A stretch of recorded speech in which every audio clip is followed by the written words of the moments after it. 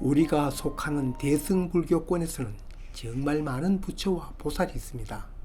인간 세상 고뇌가 어디 한두 가지입니까?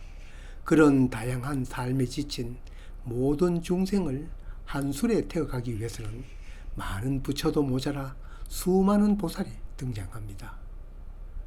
그 중에 한 분이 바로 이 아미타불입니다. 불자들 중에서는 그럼 이런 부처와 보살은 허상인가?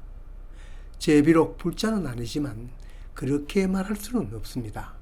삼라만상 만물 중에는 돌나무 물처럼 만져지고 보여지는 것도 있지만 행복, 즐거움, 슬픔 등은 만져지지도 또 직접 보이지도 않지만 없다고는 말할 수 없습니다.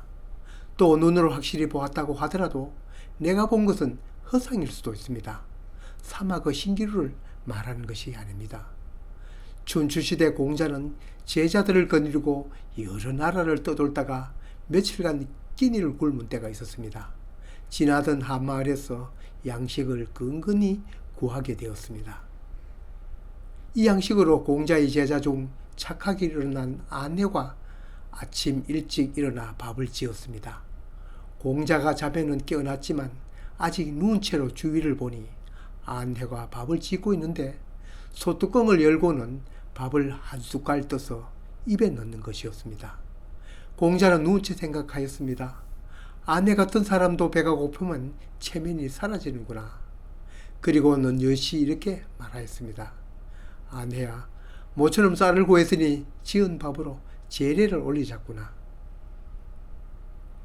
평소에 거절함이 없던 아내도 그럴 수 없다고 했습니다. 밥을 짓고 있는 중 밥이 다 되었는가 하고 뚜껑을 열었더니 천장에서 흙 한 뭉치가 떨어져서 그걸 드러내고 거기에 묻은 밥알이 아까워 조금 전 핥아 먹었습니다. 제가 먼저 입을 뗀 이 밥으로 제를 올릴 수는 없습니다. 이야기를 듣고 크게 깨달은 바가 있었습니다. 바로 제자들을 모두 깨워놓고 조금 전 자신이 안혜를 의심하였던 일을 고백하였습니다. 보았다고 다 사실이 아니고 보았다고 다 믿을 수 없다는 점입니다. 사물과 이치를 꿰뚫는 공자도 자신의 눈으로 본 것도 사실이 아닌 것이 있는데 우리나 범인들이 봤음에 뭘 봤고 안 봤다고 뭘 없다고 할 수 있겠습니까? 그 모든 것은 자기 개인의 착각일 뿐입니다. 아미타불은 불경에서는 저 서쪽 하늘 불국정토에 있습니다. 흔히들 서방정토라고 하죠.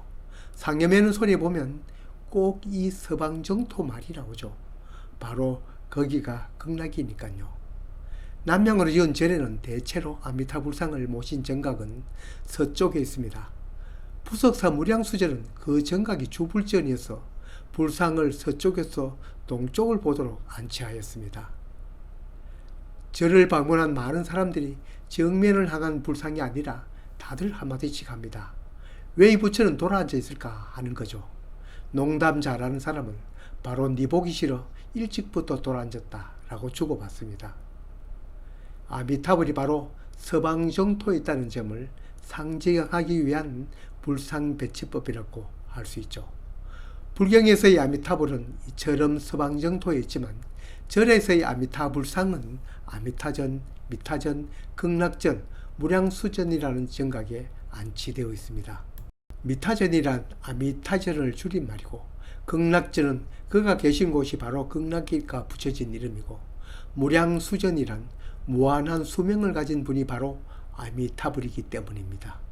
예전 1992년 나온 6학년 국어책에 소개한 불국사일은 극락전 앞에는 외형이 석등과 비슷한 불국사 사리탑이 있다. 그 화려하고 귀족적인 모양과 뛰어난 솜씨는 신라 예술의 극치를 이루고 있다 라고 소개하고 있습니다. 불국사 극락전 뜰에는 바로 옆 대웅령과 마찬가지로 석등과 비슷한 부도가 아니라 정말 석등이 이렇게 세워져 있습니다. 이 교과서 설명에 해당하는 부도는 비로전 경내에 있는 부도탑인데 이 부도도 신라 예술의 극치가 아니라 전체적인 외형과 조각 수법으로 보아 그 후대인 고려시대에 새겨진 것으로 필자는 추정하고 있습니다. 그리고 어느 절이라도 무한한 수명을 가진 무량수불이 있는 이 정각 앞에 스님 부도를 태우지 않습니다. 불교에 대한 이치도 전혀 모르면서 그거라도 가서 확인도 하지 않은 글을 써서 버젓이 교과서에 냅니다. 대웅전이든 극락전이든 이 석등 배례 속에 올라가 석등의 창구멍으로 불상을 감상합니다. 바로 보기가 재미없는지 별난침이죠. 불국사 극락전에는 통일신라 8세기에 조성된 3대 금동불상 중의 하나인 아미타 불상이 있습니다.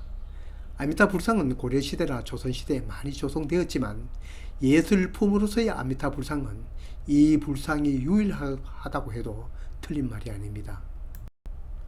극락전에 왔으면 정각이나 불상 그리고 뜰에 놓인 석등을 살펴보는 게 아니라 그 앞에 괴상하게 만들어 놓은 산돼지인지 복돼지인지 그거 보느라 정신이 없습니다. 이 복돼지상 만지면 복이 온다나요? 절에 가서 복을 빌려면 부처님께 빌지 않고 이 복돼지에게 빈다니 정말 아이러니합니다. 교과서에서부터 엉터리로 소개하였으니 문화재 감상이 바르게 될 리 없습니다. 절에 있는 여러 불상 중 아미타불, 즉 아미타열애를 찾는 방법은 쉽습니다.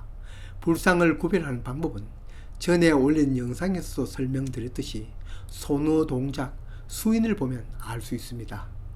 바로 아미타 구품인 중 하나를 취하고 있습니다.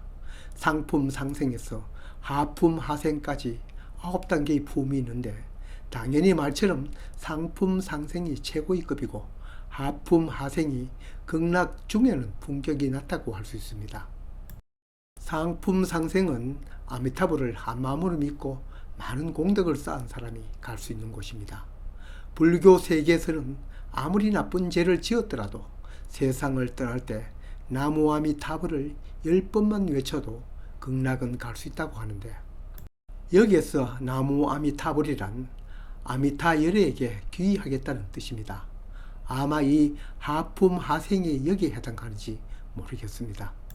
아무리 아미타불과 지장보살이 죽은 자를 극락으로 인도하다 하더라도 공덕을 쌓은 사람과 그저 아미타불만 외친 사람과는 구별을 해야 공정하다고 할 수 있겠죠. 그래서 극락은 구품으로 나누어져 있는가 봅니다. 그 9가지 극락의 모습은 각각 어떠하냐고요? 절에 가면 극락 구품도라는 9가지 그림이 있습니다. 이 장면 하나하나가 바로 9가지 극락의 모습입니다.